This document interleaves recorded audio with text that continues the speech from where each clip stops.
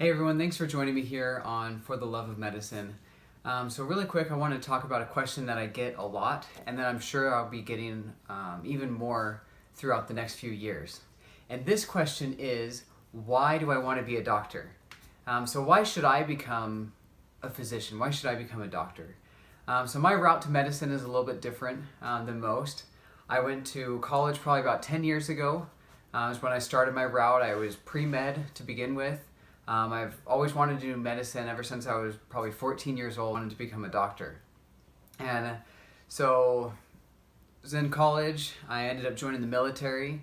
Wanted to be some kind of medical in the military, but they said that there was no slots available. It kind of surprised me there. They ended up teaching me a language. They said you could get extra pay for it, so I said, sure, why not? So I was a linguist for 5 years in the Army. And then I changed jobs. I switched over, still in the Army, and I became a respiratory therapist.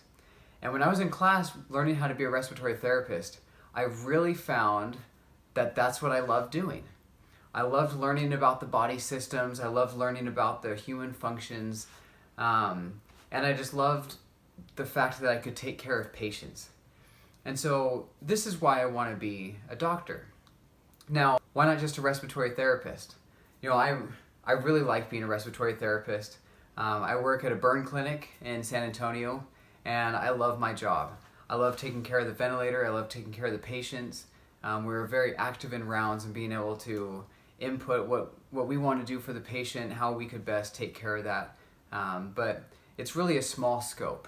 And I want to be able to give a broader scope on how to take care of a patient, be able to make decisions based on that patient's needs for their whole body needs, not just the respiratory side, but to be able to understand the pharmacology, to be able to understand their physiology, their hemodynamics, and to really delve into what this patient needs overall. So another question I get asked a lot is, what do I want to specialize in? And so at this point in the process, I'm still pre-med. I'm actually going to be going back to school to retake all of my pre-med courses since I've been out of school for some time now. But I'm really thinking about all the different specialties that I would like to do. Anesthesiology is kind of close to what I do now as a respiratory therapist. I know it's a lot more in depth. I've also thought about ear, nose, and throat surgery.